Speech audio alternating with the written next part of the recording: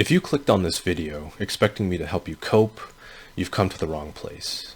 There's plenty of other videos out there about how the US news rankings are a scam, that the Ivy League is just a sports conference, that getting in is just about connections and money.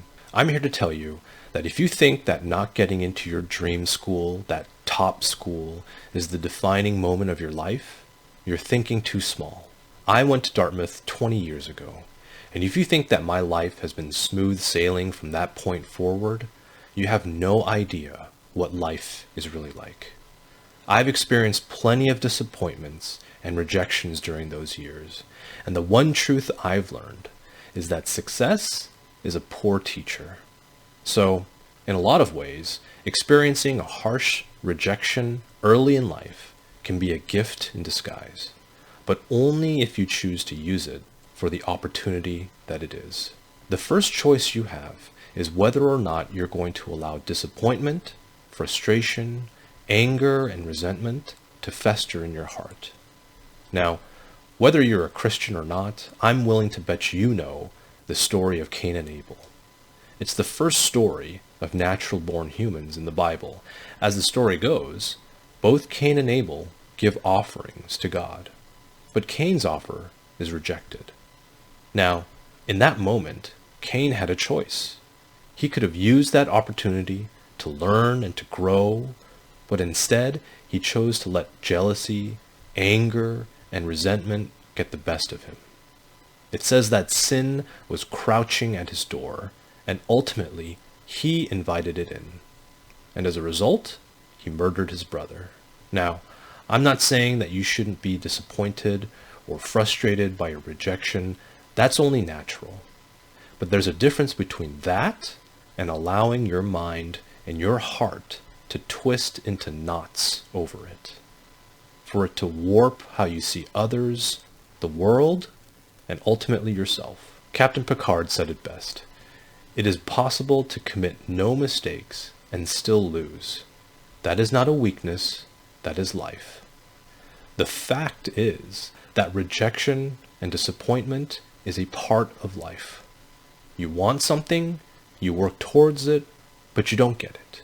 Now, you can choose to create an entire identity from that rejection, or you can use it as a way to propel you forward towards an identity that's about who you are, not who you're not.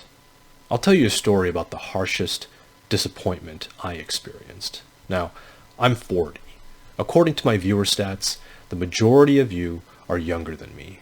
So while this story might not be relatable to a lot of you, I'm telling you this to show you how small an event like a college admissions decision can be.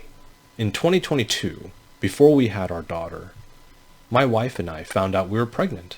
We had decided not too long ago that we would start trying for our first child, and the pregnancy happened only a couple of months after that. And of course, we were elated, excited, nervous, all the emotions you feel after receiving such life-changing news. I remember sitting at our first OBGYN appointment, excited to see the ultrasound, to listen to the heartbeat, thinking of ways we'd reveal our pregnancy to those around us. And I remember looking at the ultrasound monitor and seeing nothing. A black screen. No heartbeat, just silence. As it turns out, we had what was known as a missed miscarriage, or a silent miscarriage. It's when the pregnancy terminates without the woman experiencing any symptoms. I will never, ever forget that moment. To say that we were shocked would be an understatement. We cried right there in that doctor's office. And if I'm being honest, it wasn't long before I started feeling anger, jealousy, even embarrassment. You're telling me that I spent the last 6 or 7 weeks between finding out we were pregnant to this appointment, thinking about how happy our parents would be in finding out that they would have a grandchild, the first grandchild on both sides, reading books, watching videos about pregnancy, labor and delivery, wondering if it's going to be a boy or a girl, for nothing? I thought we did everything right. Didn't we get married first? Didn't we work on our marriage first before trying? Didn't we pray for this? Why does it seem like everybody around us has a child and not us?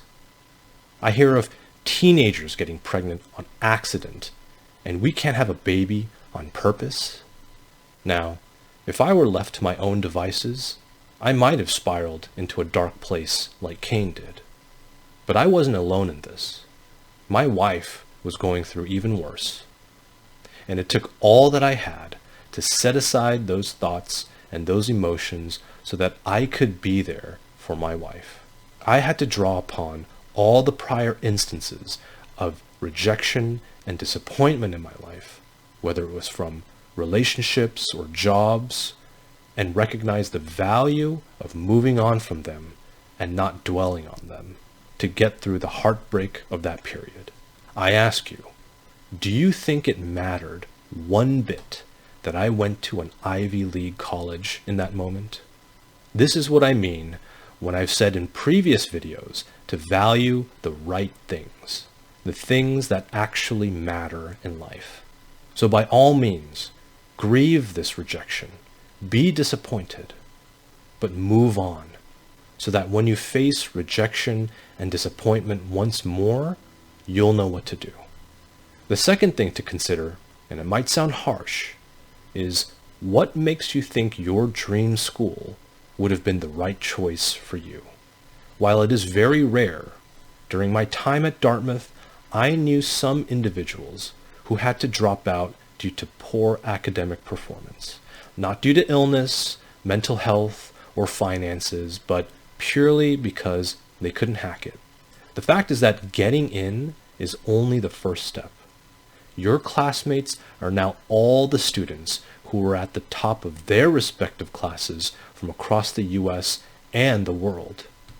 I experienced a glimpse of this myself because I went to a public high school in Oregon, which is not exactly a region of the US known for its educational quality. In fact, quite the opposite, unfortunately. My freshman year was a very harsh wake-up call to how rigorous a top school could be.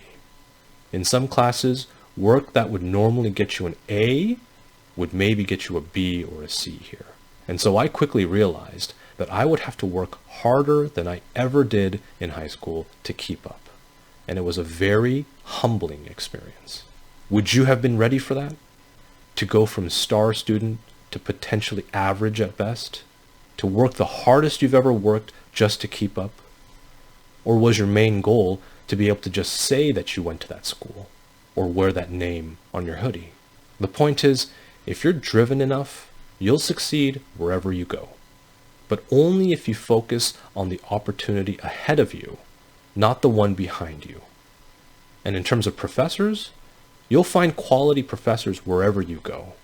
When I was planning on applying to grad schools for psychology, I had to take some prerequisite psychology courses at a large nearby public university. The school wouldn't have shown up in any college rankings, and it would most definitely be categorized as a safety school by some people. But I found that most of the professors there were as good as the professors I had in college. I learned a lot in those classes, and I credit the professors there for that. So make the most out of where you go. At the end of the day, the most important resource you have is your own resourcefulness. And finally, I want to address the creatives, the entrepreneurs, the risk takers in the room. The fact is that top schools cater to those who play by the rules. These are the students who did everything their teacher asked and then some. These are the students who would crash out over getting a B or worse. You really have to ask yourself, is that your tribe? Are these the people you want to surround yourself with? To be clear, we need people like this in society. I don't think you want a creative risk taker operating on you or a loved one. You want the high-achieving, risk-averse person in that role. But these qualities are not always synonymous with original thinkers or builders.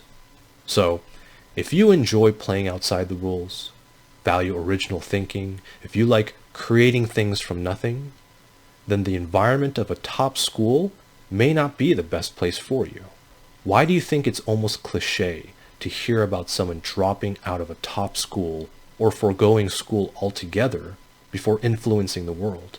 The fact is that if you're already building something real, then school becomes optional.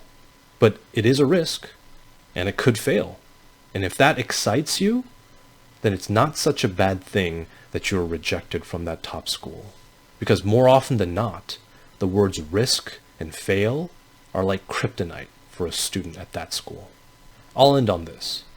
Towards the end of my time at Dartmouth, there was a master's student who was famous, or infamous, for his public performances as a character known as the Sun God. Rather than me describe him, you should just Google Sun God Dartmouth. I would remember walking back to my dorm at night and seeing him dance in the middle of campus, which we called the Green, in his light-up LED costume. Some people loved him, some people hated him. As for me, I loved it. I loved his courage.